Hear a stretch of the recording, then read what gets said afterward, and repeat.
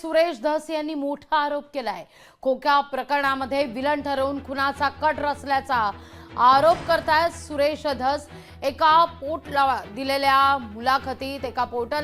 मुलाखतीत धस यांनी हा आरोप केलेला आहे। खोक्या उर्फ सुरेश भोसलेच्या प्रकरणात मला अडकवण्याचा प्रयत्न झाल्याचा धस यांचा आरोप आहे। या प्रकरणात विमानाची तिकीट फाडून राजस्थानमधून बिश्नोई समाजाची काही लोक थेट मुंबईला आणण्यात आली आहेत असं धस म्हणतात।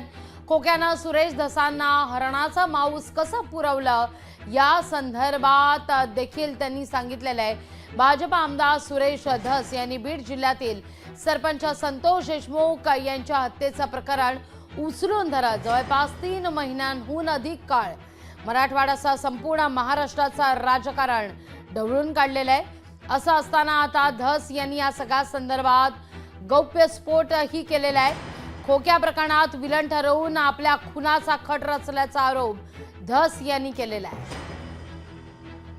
या सगळ्याविषयी अधिक माहिती घेऊया आपले प्रतिनिधी हरिदास तावरे यांच्याकडून। हरिदास, काय अधिक माहिती या सगळ्या संदर्भात?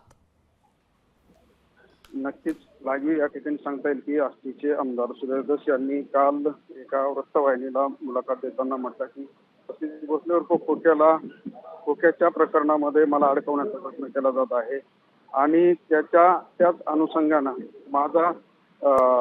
मला मारण्याचा देखील कट केला असल्याचं सुरेश धस यांनी काल प्रसार माध्यमावर जी एका वृत्तवाहिनी। हरिदासजी, माफ करा, काही सेकंद तुम्हाला थांबवते। लोकशाही मराठी ऐका, पहा, जागरूक रहा।